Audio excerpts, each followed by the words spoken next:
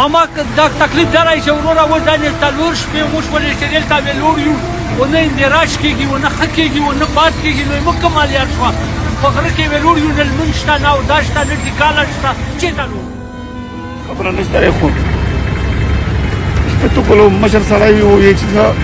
وږی یم وژغوري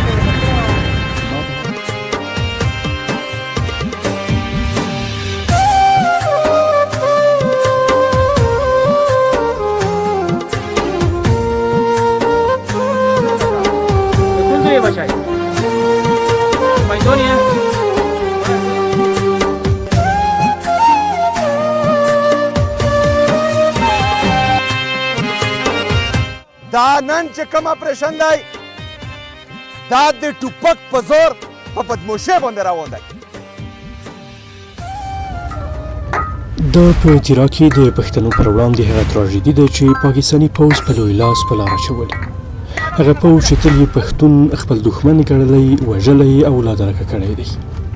په نیمه ورځ کې د خیبر پښتونخوا د خیبر ایجنسۍ په تیرا سیمه کې د پاکستاني پوځ له لوري د پوځي عملیاتو تر نوم لاندې پراخې اجباري کډوالۍ پیل شوې دي چې له امله یې زرګونه کورنۍ د ژمي په دې سخت موسم کې له خپلو مینو ایستل شوي او د نامعلوم برخلیک پر لوري روان دي چنار ته د رسېدلو انځورونو او راپورونو له مخې د تیرا په سړکونو د کډوالو اوږدې لیکې جوړې دي ښځې عمر خوړلي کسان او ماشومان د یخنۍ لوږې او ناڅرګند برخلیک سره لاس او ګریوان دي څو ورځې کېږي چې روان یو تقریبا نن همداسې کنه چې نه څلورمه مکمله ورځ ده څومره څلورمه ورځ څلورمه ورځ هم دې کنه ډېر ګول داسې چې سترګې مې پرې کړي غړګلې سترګې او سترګې سېږي خوب دې نه کړی خوب هم نه کړی او قسم دی چې دومره تکلیف درته چې حد نه وته تکلیف ده زه ګوډې نه نشم کولی بیمار یې همداسې کنه چې په داسې خپل لګېدلی یم په خوب باندې خان داسې ټول د ښځې او جنونه او چې که ته خوارو کو بون څه بندوبست وي موږ هغه هم نشته بندوبست دا څلور پنځه ورځې ته پاته وي شپې توکلو مشر سړی وي وایي چې نه وږی یم وژغوري بد حال دی امیر صاحب جذباتو به قابو اخلو الله دې تاسو له دغه وخت اجر دې نه خو دلته نشته نه مخکې نه دلته او بچای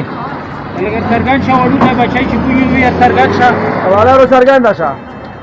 کول دی بچای میدان یې مړه ته خپل مخ ولا چې تخول پاکستان نه خپل دی او څوک په داسې نظام کې بچای ګیری چې ولا چې ځړنه مینه چې نو ته ولا کا د خړو د ګوډي کو بلایې ته ولا چې خو پرې بچای الله رب العزت په دغه نظام باندې قهر وروړي الله رب المنتب ځینې سرچینو چنار ته پخلی کړی دی چې د سختې یخنۍ او د خوړو د نشتون له امله یو شمېر ماشومانو د لارې پر سر خپل ژوند هم له لاسه ورکړی دی راپورونه زیاتوي چې ځینې هغه ملکي وګړي چې غوښتل یې له سیمې ووځي په لاره کې د پوځ له لوري په ډېر ظالمانه ډول په ډزو سره وژل شوي دي د خیبر پښتونخوا اعلی وزیر هم چې له نږدې د تیرا کډوالو لیدنې ته ورغلی ویلي پنجابي پوځ د ټوپک په زور په تیرا کې ظالمانه عملیات او بدماشي پیل کړي سهیل افریدي وایي چې د وزیر اعلی په توګه پوځ د هیڅ خبره نه مني او په زور سره په تیرا کې ظالمانه عملیات کوي نوموړی زیاتوي پاکستاني پوځ خیبر کې 23 لوی او 14,000 کوچني عملیات ترسره کړي خو امن نشي راوستلی په افریدي باندې یو ځل بیا ډېره درانه ډېره غمجنه ډېره دردېدلې ورځ راغله خو دا دی تاسو په علم کې وي چې دغه ورځ وروستو یوه ټوله ده چې هغو همیشه په بند کمرو کې فیصلې کړي دي او د هغه نه چې کوم دي په موږ باندې مسلط کړي دي زه بحیثیت خیبر پښتونخوا وزیر اعلی چې دا کم ملیټري اپریشن روان دی نه یې پرون ملګری وم نه یې نن ملګری یم او نه به انشاءالله تعالی سبا ملګری وم د دغو دا نن چې کوم اپریشن دی دا د ټوپک په زور په بدموشۍ باندې روان دی دا دغو د بند کمرو فیصلې دي چې هغه په موږ باندې مسلط کوي. خو مو ورته ویلي دي او زه ورته بار بار ویم نن د تیرو خلکو له زه راغلی یم هماغه خبره ته زه یو ځل بیا الته کوم چې 14 غاټ اپریشنونه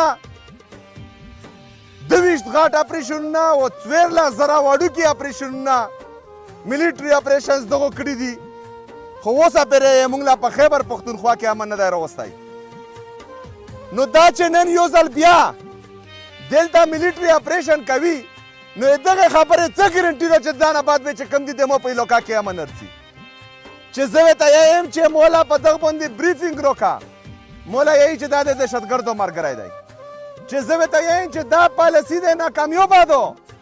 ځکه چې د 20 کلو نه زه تباه و برباد کړم او اوسه پرې امن نه رسي نو مولا یې چې دا د سمګلرانو سره ملو دی. امو پریدیا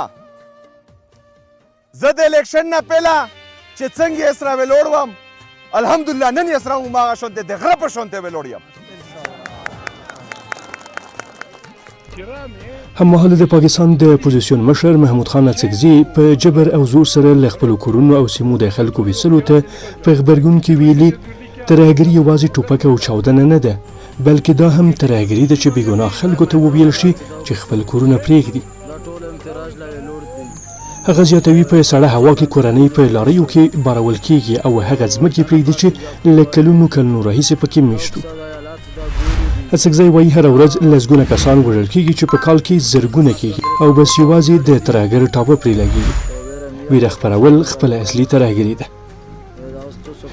د پاکستاني پوځ یاد چلند او پوځي عملیاتو د خلکو په منځ کې ویرې او غوسې تلمن وهلې خو سیمه د رسنیو له لاسرسي بهر ساتل شوې او خپلواکه پلټنه شونې نه ده. دا میدان حالات دا وګسو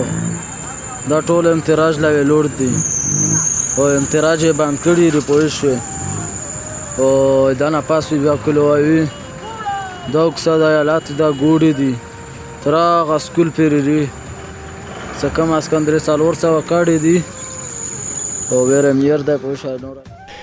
د پاکستاني پوځ ظالمانه کړنو ته په غبرګون کې د پېښور پوهنتون یو شمېر پښتنو زکرانو هم په اعتراضي توګه خپلې خولې تړلې دي. دوی په یادګام له هغې وروسته لاس پورې کړ چې پاکستاني پوځ تیرا کې پوځي عملیاتو لپاره خلکو ته د خپلو مینو د پرېښودو امر وکړ. پوځ خلکو ته خبرداری ورکړی چې د روانې جنوري تر 25 نیټې د خپلې مینې پرېږدي. د راپورونو په اساس هلته تر اوسه د پوځ عملیاتو له امله د شاوخوا 100,000 کسانو د بېکوره کېدو اټکل شوی دی. د بشري حقوقو نړیوالې ادارې چې تل د انساني ناورینونو پر وړاندې غبرګونونه ښیي تر اوسه یې د تیرا د وضعیت په اړه چوپتیا غوره کړې ده چې د چوپتیا د قربانیانو درد لا پسې ژور کړی او له امله یې د بېوسه پښتون ولس فریاد بې ځوابه پرېښودل شوی دی. د تیرا اوسیدونکي پوښتنه کوي چې آیا د امنیت تر نوم لاندې د بېګناهو خلکو کډه کول وژنه او د ماشومانو مړینه توجیه کېدای شي او آیا د نړۍ وجدان به کله د دې خاموشه ناورین پر وړاندې راویښ شي که تیرا به هم د هیرو شویو انساني تراژیدیو په لړ کې ورزیاتېږي. دا په داسې حال کې دی چې د پاکستان پخواني لومړي وزیر او د تحریک انصاف مشر عمران خان په کراتو ویلي چې عاصم منیر د نړیوالو د خوشحالولو لپاره هرې کړنې ته لاس اچوي. عمران خان ویلي له کله چې عاصم منیر واک ته رسېدلی نو له افغانستان سره یې د اړیکو خرابولو ته هم مخه کړې ده. هغه ویلي دی هڅه کوي چې د نړیوالو قوتونو د خوښۍ لپاره هره کړنه ترسره کړي. نوموړی زیاتوي د عاصم منیر پالیسي د پاکستان لپاره تباه کوونکې ده او قربانیان یې ټول د پاکستان وګړي دي.